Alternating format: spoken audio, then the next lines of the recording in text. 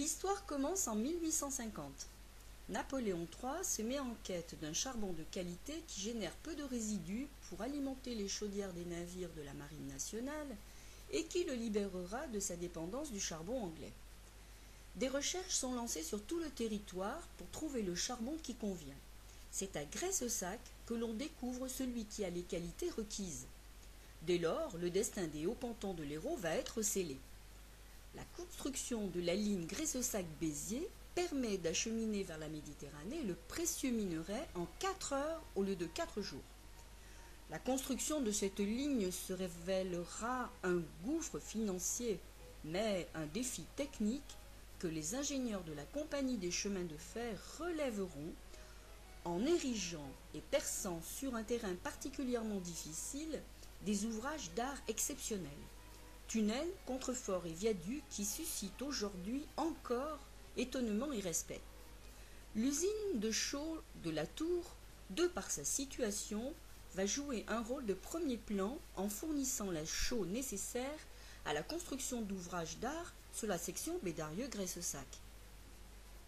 L'usine est construite en 1854 sur l'emplacement d'un ancien four à chaux artisanal qui figure sur le cadastre de 1826 à la Tour-sur-Orbe, petite commune de l'Hérault.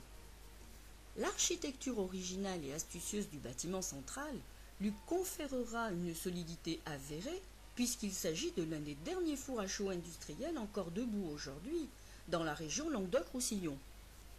Le four primitif, construit à flanc de colline, doublé d'un deuxième de même conception, est relié à 2 fours modernes par une halle voûtée en berceau plein cintre.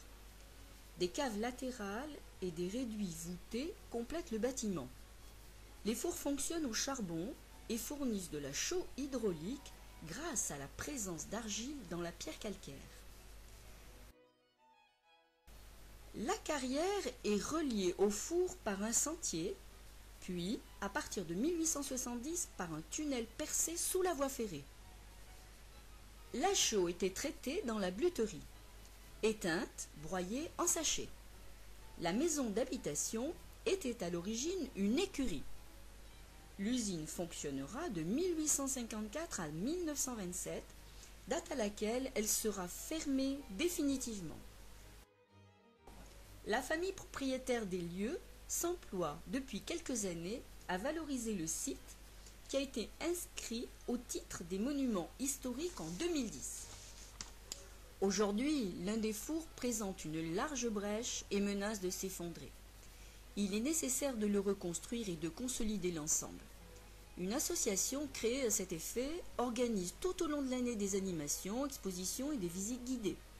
Une fois la restauration terminée, les amis du four à chaux de la Tour-sur-Orbe souhaitent faire de ce site un lieu de valorisation du patrimoine industriel de la région, un lieu de formation, d'échange et de promotion des matériaux respectueux de l'environnement auprès des professionnels, mais aussi des particuliers et des scolaires.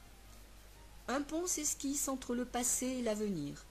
La chaux est un matériau millénaire. Notre ambition est de léguer à nos enfants ce patrimoine exceptionnel.